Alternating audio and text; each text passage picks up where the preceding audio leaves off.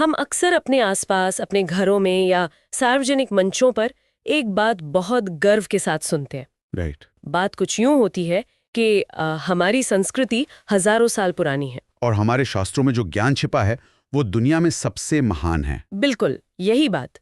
और ये सुनते ही ना एक अजीब सी ऊर्जा महसूस होती है, एक गहरा जुड़ाव महसूस होता है। जी। तो आज की इस गहन चर्चा में हम इसी विषय को एक बहुत ही अलग और सच कहूं तो गहरे नजरिए से देखने वाले हैं। जी।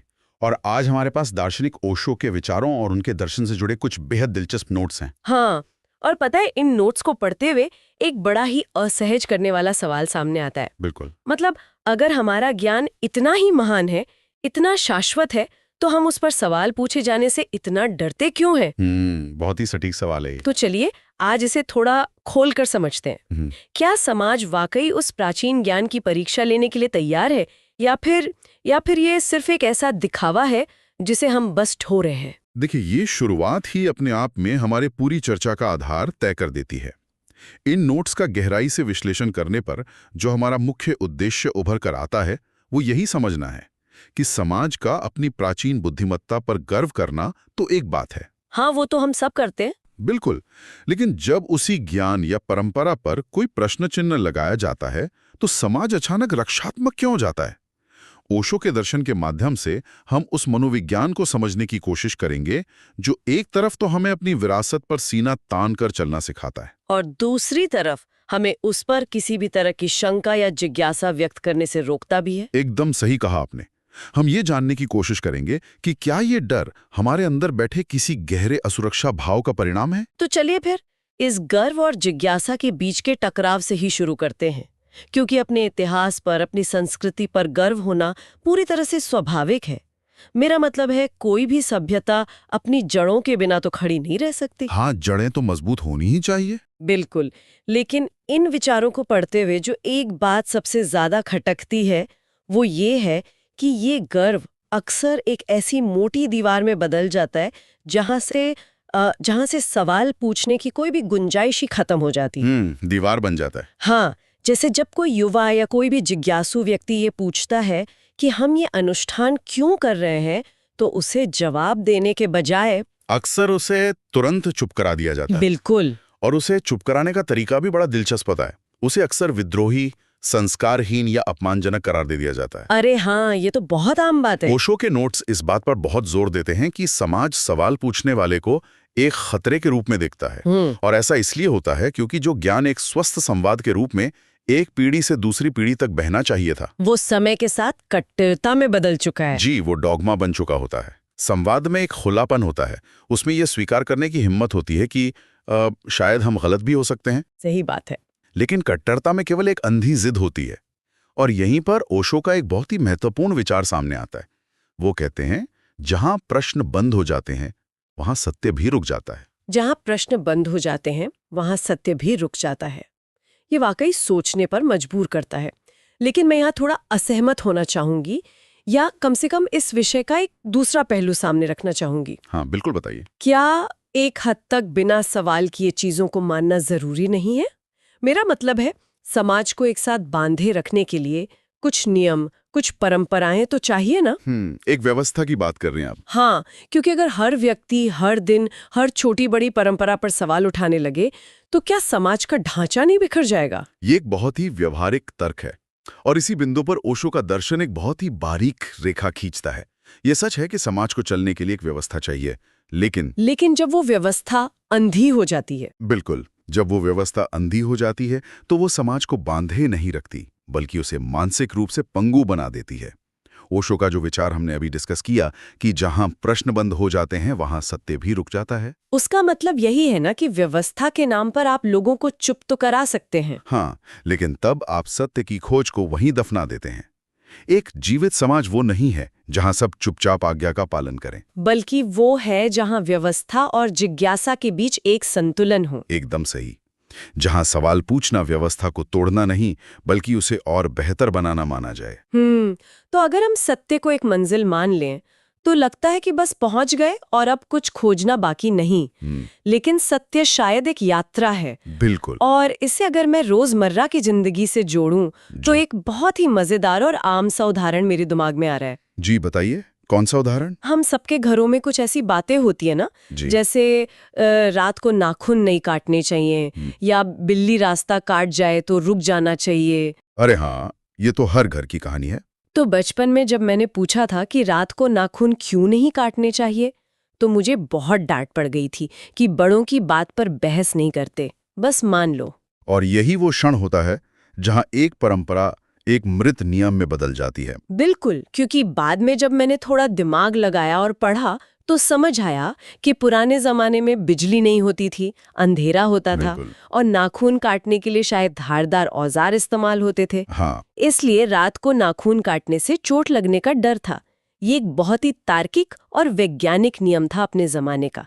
लेकिन समय बदला, घरों में ट्यूबलाइट आ गईं, नेल कटर आ गए, लेकिन वो नियम एक पवित्र अंधविश्वास बन गया और उस पर सवाल उठाना घर के बड़ों का अपमान मान लिया गया। एकदम सही। ये उदाहरण इस पूरी चर्चा के दूसरे अहम हिस्से को बहुत ही खूबसूरती से खोलता है, परंपराओं का बचाव और सवालों का डर। ओशो के विचारों का विश्लेषण करते हुए ये बात बार बार सामने आती है कि परंपराएं अपनी जांच परख से घबराती क्यों हैं? क्यों घबराती हैं? जैसा कि आपने नाखून वाले उदाहरण में कहा, घर के बड़ों को शायद खुद भी असली कारण नहीं पता था। और जब हमें किसी चीज का असली कारण नहीं पता होता ना, तो कोई भी सवाल हमें डरा देता है। हमें लगता है कि हमारी अज्ञानता पकड़ी जाएगी। अच्छा, तो क्या ये डर सिर्फ अज्ञानता के पकड़े जाने का है? मुझे लगता है कि बात इससे भी थोड़ी गहरी है। आप किस दिशा में सोच रही हैं? मतलब जब कोई पूछता है कि ये परंपरा आज के आधुनिक समय में प्रासंगिक है या नहीं, या इसमें बदलाव होना चाहिए या नहीं, तो लोग इतने आक्रामक क्यों हो जाते हैं? असहज होना एक बात है, लेकिन एकदम से लड़ने पर उतारू हो जाना। देखिए, इसके पीछे का मनोविज्ञान बहुत ही जटिल और सच कहूं तो दिलचस्प भी है। इसे हम कॉग्निटिव डिसोनेंस या वैचारिक असंगति कह सकते हैं। इंसान अपनी मान्यताओं के साथ अपनी एक पहचान बना लेता है कि मैं वो हूं जो इन परंपराओं को मानता है। बिल्कुल। अब सोचिए, किसी व्यक्ति ने अपनी जिंदगी के 50 साल एक खास मान्यता को सच मानकर जी लिए हैं। अचानक एक दिन कोई युवा आकर उस मान्यता पर एक तार्किक सवाल खड़ा कर देता है। तो वो इंसान तो घबरा ही जाएगा। हाँ, क्योंकि अगर वो व्यक्ति उस सवाल का सही जवाब नहीं दे पाता, या उसे ये एहसास होता है कि वो अब तक एक खोखले विचार को ढो रहा था, तो ये सिर्फ एक हार नहीं होती, ये उसके पूरे अस्तित्व पर, उसके पूरे जीवन की समझ पर एक सीधा प्रहार होता है। बाप रे, मतलब सवाल पूछने वाले का इरादा भले ही सिर्फ कुछ नया सीखने का हो, लेकिन सुनने वाले के लिए ये एक मनोवैज्ञानिक खतरे की घंटी बजने जैसा है। एकदम। उसे लगता है कि अगर ये एक ईंट खिसक गई तो मेरी मान्यताओं की पूरी इमारत भरभरा कर गिर जाएगी। बिल्कुल, ये एक मनोवैज्ञानिक सुरक्षा तंत्र है। लोग मान्यताओं को एक कवच की तरह पहन लेते हैं, लेकिन ओशो के नोट्स यहाँ एक बहुत ही तगड़ी बात कहते हैं, जो इस पूरे डर को बेमानी साबित कर देती है। वो क्या है? बात यह है कि सत्य को कभी किसी सुरक्षा की जरूरत नहीं होती। वाह, सत्य को कभी किसी सुरक्षा की जरूरत नहीं होती है। ये विचार बहुत ही ताकतवर है। सोचकर देखिए, अगर मेरा कोई विचार, मेरी कोई मान्यता वास्तव में सच है, तो मुझे आपके सवालों से डर क्यों लगेगा? कोई कारण ही नहीं है डरने का। हाँ, अगर मैं सच बोल रही हूं तो आप मुझसे 100 सवाल पूछ लें, हर सवाल के बाद मेरा सच और भी निखर कर सामने आएगा। सत्य तो सवालों की आग में तपकर कुंदन बनता है। बिल्कुल सही कहा आपने। और अगर सवालों की वजह से मेरा विचार टूट जाता है, बिखर जाता है, तो इसका सीधा सा मतलब है कि वो सच था ही नहीं, वो सिर्फ एक भ्रम था।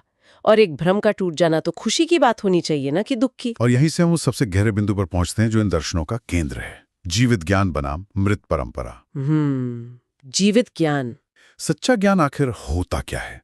क्या वो कोई ऐसी किताब है जिसे हजारों साल पहले लिख दिया गया और अब उस पर बस फूल चढ़ाने हैं, या वो कुछ और है? अगर हम सत्य को सुरक्षा नहीं चाहिए वाले तर्क को आगे बढ़ाएं, तो मुझे लगता है जीवित ज्ञान की परिभाषा बहुत साफ हो जाती है। ओशो के विचार इस ओर इशारा करते हैं कि जो ज्ञान सवाल से डरता है वो पहले ही मर चुका है। एकदम सही। लेकिन मैं इसे थोड़ा और समझना चाहूंगी। एक जीवित ज्ञान और एक मृत परंपरा के बीच का अंतर हम असल जिंदगी में कैसे पहचान सकते हैं? इसे एक बहुत ही सटीक उपमा से समझा जा सकता है। एक जीवित ज्ञान एक बहती हुई नदी की तरह होता है। बहती हुई नदी। जी, नदी जब पहाड़ों से निकलती है तो वो रास्ते में कई नई नदियों को, झरनों को अपने में मिलाती है। उसका पानी लगातार बदलता रहता है। वो नई मिट्टी, नए खनिजों को अपनाती है और आगे बढ़ती है। वो कभी एक जगह रुकने की जिद नहीं करती। वो हमेशा प्रवाह में रहती है। लेकिन जब आप उसी नदी के पानी को एक जगह रोक देते हैं, उसे चारों तरफ से बांध देते हैं कि अब इसमें बाहर से कुछ नहीं मिलेगा, तो वो एक ठहरा हुआ तालाब बन जाता है। और कुछ समय बाद उस रुके हुए पानी में से बदबू आने लगती है। वो पीने लायक नहीं रहता। जी, बिल्कुल। यही उपमा ज्ञान पर भी लागू होती है। ये उपमा एकदम सटीक बैठती है। अगर हम इसे आज के संदर्भ में देखें तो विज्ञान एक जीवित ज्ञान का बेहतरीन उदाहरण लगता है ना? हाँ, बिल्कुल। विज्ञान की प्रकृति ही यही है। विज्ञान कभी ये दावा नहीं करता कि उसने अंतिम सत्य पा लिया है। वो हमेशा कहता है कि ये हमारा आज का सबसे बेहतरीन सिद्धांत है, लेकिन अगर कल कोई नया सबूत आता है, कोई नया सवाल इसे गलत साबित कर देता है, तो हम इसे बदल देंगे। हाँ, विज्ञान किसी पुराने सिद्धांत के गलत साबित होने पर शोक नहीं मनाता, बल्कि वो जश्न मनाता है कि हम सच्चाई के एक कदम और करीब पहुंच गए। और इसके ठीक विपरीत एक मृत परंपरा काम करती है। परंपरा अक्सर ये दावा करती है कि सत्य को हजारों साल पहले ही पूरी तरह से जान लिया गया था और अब उसमें एक शब्द भी जोड़ने या घटाने की जरूरत नहीं है। जी, ओशो के नोट स्पष्ट करते हैं कि जब किसी ज्ञान को समय के एक खास बिंदु पर स्थिर या फ्रीज कर दिया जाता है, तो वो ज्ञान अपनी जान गंवा देता है। वो सिर्फ एक कर्मकांड, एक रस्म बनकर रह जाता है। और पता है, कर्मकांड की सबसे बड़ी त्रासदी यही है कि लोग उसे कर तो रहे होते हैं, लेकिन किसी को उसका अर्थ नहीं पता होता। हाँ, बस एक मशीनी आदत की तरह। जैसे किसी ऐसी भाषा में लिखी हुई कविता को रटना जो आपको आती ही नहीं। आप बस आवाजें निकाल रहे हैं, भाव गायब है। इसी संदर्भ में ओशो का एक और बहुत ही महत्वपूर्ण विचार इन नोट्स में है। वो कहते हैं, जीवित सत्य हमेशा इंक्वायरी यानी पूछताछ और जिज्ञासा को स्वीकार करता है। हमेशा स्वीकार करता है। इसका मतलब ये है कि अगर आपकी संस्कृति, आपका ज्ञान आज के समय में सांस ले रहा है, तो वो हर नई पीढ़ी की जांच परख से पीछे नहीं हटेगा। वो ये नहीं कहेगा कि मुझ पर सवाल मत उठाओ क्योंकि मैं पुराना हूं, बल्कि वो कहेगा, मुझ पर सवाल उठाओ, मुझे आज की कसौटी पर कसो और देखो कि मैं आज भी तुम्हारे काम आ सकता हूं या नहीं। एकदम सही। ये सब चर्चा करते हुए ना, मुझे लगता है कि हमें एक और बहुत ही बुनियादी शब्द की परिभाषा को फिर से देखने की जरूरत है, और वो शब्द है सम्मान। हमारे समाज में अक्सर सम्मान का जो अर्थ निकाला जाता है वो बहुत ही सीमित और सच कहूं तो कभी-कभी खतरनाक भी होता है। आप किस अर्थ की बात कर रही हैं? मेरा मतलब है, हमें बचपन से सिखाया जाता है कि अगर आप किसी व्यक्ति, ग्रंथ या परंपरा का सम्मान करते हैं तो आप उस पर सवाल नहीं उठाएंगे। सम्मान का मतलब बिना सोचे समझे मान लेना बन गया है। हाँ, ये बहुत आम धारणा है। अगर मैंने किसी पुराने नियम पर सवाल पूछ लिया तो तुरंत कहा जाता है कि तुम बड़ों का सम्मान नहीं करते। तो क्या अंधा होकर किसी चीज को मान लेना ही सम्मान है? ओशो के दर्शन में इस बात का पूरी तरह से और कड़ाई से खंडन किया गया है। उनके अनुसार ये सम्मान नहीं, ये दिमागी आलस है। दिमागी आलस? जी, बिना सोचे समझे किसी बात को मान लेना सबसे आसान काम है। उसमें कोई ऊर्जा नहीं लगती, कोई संघर्ष नहीं होता। लेकिन सच्चा सम्मान अंधविश्वास में नहीं बल्कि समझ में है। ये बहुत ही गहरी बात है। यानी अगर मैं किसी विचार का या किसी प्राचीन ग्रंथ का वास्तव में सम्मान करती हूँ तो मुझे उसे सिर्फ लाल कपड़े में लपेटकर अलमारी में नहीं रखना चाहिए, बल्कि आपको उसे पढ़ना चाहिए, उस पर सवाल उठाने चाहिए और उसे चुनौती देनी चाहिए। बिल्कुल। जरा सोचिए, जिस व्यक्ति ने सदियों पहले किसी गहरे सत्य की खोज की होगी, क्या वो ये चाहता होगा कि आने वाली पीढ़ियां उसकी बातों को बिना समझे तोते की तरह रट लें? नहीं, बिल्कुल नहीं। वो चाहता होगा कि लोग उसके विचार से जुड़ें, उसके साथ मानसिक कुश्ती लड़ें। अगर हम अपने प्राचीन ज्ञान का सच में सम्मान करते हैं तो हमें उसकी गहराइयों में गोता लगाना होगा। हमें पूछना होगा कि जो बात उस समय कही गई थी, क्या वो आज के डिजिटल और आधुनिक युग में भी वैसे ही लागू होती है? और अगर नहीं होती तो उसका मूल सार क्या है जिसे हम आज भी अपना सकते हैं? एकदम सही। ये तरीका ज्ञान को उधार लेने के बजाय उसे खुद की समझ बनाने का है। जब हम किसी चीज पर सवाल उठाते हैं और उसके जवाब तक पहुंचते हैं तो वो जवाब फिर किसी किताब का नहीं रहता, वो हमारा अपना हो जाता है। और केवल इसी प्रक्रिया से वो प्राचीन ज्ञान भविष्य के लिए जीवित रह सकता है। अगर हम सिर्फ डराकर, बिना अर्थ समझाए रटी रटाई बातों को अगली पीढ़ी के गले से नीचे उतारने की कोशिश करेंगे तो एक समय ऐसा आएगा जब वो पीढ़ी उस बोझ को पूरी तरह से नकार देगी। हाँ, विद्रोह कर देगी। इसीलिए इस दर्शन का एक बहुत ही मजबूत निष्कर्ष ये है कि प्रश्न करना ही जागरूकता की शुरुआत है। जागरूकता ये शब्द अक्सर बहुत भारी लगता है, लेकिन यहाँ इसका मतलब शायद सिर्फ इतना है कि आप जो भी कर रहे हैं वो होशपूर्वक करें, बेहोशी में सिर्फ भीड़ के पीछे ना चलें। बिल्कुल। जब कोई व्यक्ति किसी परंपरा पर सवाल उठाता है तो वो दरअसल ये कह रहा होता है कि मैं इसे पूरी तरह से जीना चाहता हूँ, मैं इसके पीछे का सच जानना चाहता हूँ। वो विद्रोह नहीं कर रहा होता, वो दरअसल जागने की कोशिश कर रहा होता है। यही जागरूकता है। जब तक आपके मन में कोई प्रश्न नहीं उठता, तब तक आप एक तरह की नींद में होते हैं। प्रश्न वो पहला झटका है जो आपको नींद से जगाता है। प्रश्न अज्ञान के अंधेरे में जलाई गई पहली माचिस की तीली है। वाओ! और जो समाज अपने युवाओं के हाथ से ये माचिस छीन लेता है, वो समाज अंततः अंधेरे में ही खो जाता है। इस पूरी गहन चर्चा से जो तस्वीर उभर कर सामने आई है वो सच में हमारी आंखें खोलने वाली है। हमने शुरुआत की थी इस बात से कि प्राचीन ज्ञान और सवालों के डर के बीच का रिश्ता क्या है, और अब ये बहुत स्पष्ट हो रहा है कि अपनी जड़ों, अपने इतिहास और अपनी संस्कृति पर गर्व करना निश्चित रूप से एक सकारात्मक और जरूरी भावना है। ये हमें एक पहचान देती है, लेकिन हमें इस बात को लेकर बहुत सावधान रहना होगा कि कहीं ये गर्व एक ऐसी बेड़ी न बन जाए जो हमारे सोचने समझने की क्षमता को ही जकड़ ले। बिल्कुल, ये बहुत जरूरी है। अगर हम नए सवालों से, नई जिज्ञासाओं से और बदलते हुए समय से डरने लगेंगे तो हमारा वो गर्व हमारे विकास का साधन बनने के बजाय हमारे पतन और ठहराव का कारण बन जाएगा। इस पूरे विश्लेषण का सबसे बड़ा टेकअवे यही है कि सच्चा ज्ञान कभी भी अपनी जान से नहीं डरता। उसे किसी बाहरी सुरक्षा कवच की आवश्यकता नहीं होती। हमें एक समाज के तौर पर यह याद रखने की जरूरत है कि प्रश्न ज्ञान के दुश्मन नहीं है, बल्कि वे ज्ञान के सबसे वफादार और अच्छे मित्र हैं। हाँ, वो उसे साफ करते हैं। बिल्कुल, वे ज्ञान पर जमी समय की धूल को साफ करते हैं, उसे निखारते हैं और उसे हर नए युग के लिए प्रासंगिक बनाए रखते हैं। मुझे लगता है कि ये चर्चा हमें उस बिंदु पर ले आई है जहां हम अपने सुनने वालों के लिए सोचने के लिए कुछ बहुत ही ठोस छोड़कर जा सकते हैं। अक्सर हम ऐसी चर्चाएं सुनते हैं और फिर अपनी उसी पुरानी दिनचर्या में लौट जाते हैं। हाँ, भूल जाते हैं। लेकिन आज के इन विचारों में इतनी धार है कि ये आसानी से दिमाग से निकलने वाले नहीं हैं। बिल्कुल, और ओशो के इन दर्शनों और आज के हमारे इस पूरे विश्लेषण को आधार बनाते हुए मैं एक ऐसा विचार सामने रखना चाहूंगा जो थोड़ा असहज भी कर सकता है, लेकिन जिस पर मनन करना आज के समय की सबसे बड़ी जरूरत है। जी बताइए।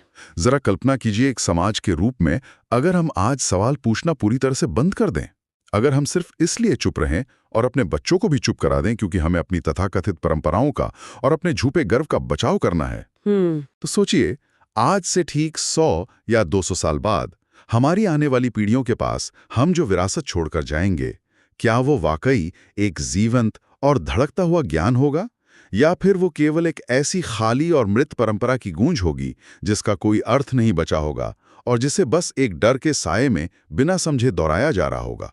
ये वाकई एक बहुत ही गहरा, झकझोरने वाला और विचारोत्तेजक प्रश्न है। क्या हम अपनी आने वाली पीढ़ियों को एक कलकल करती, बहती हुई नदी सौंपना चाहते हैं जिससे वे अपनी प्यास बुझा सकें, या फिर एक ठहरा हुआ, सड़ा हुआ तालाब जिसके पास जाने से भी वे कतराएं? यही हमें तय करना है। इस सवाल के साथ ही हम आज की इस गहन चर्चा को यहीं विराम देते हैं। इस विषय पर और अपने खुद के जीवन की उन छोटी छोटी मान्यताओं पर अपने स्तर पर विचार जरूर कीजिएगा। अपनी सोच को रुकने मत दीजिए और हमेशा अपनी जिज्ञासा को जीवित रखिए।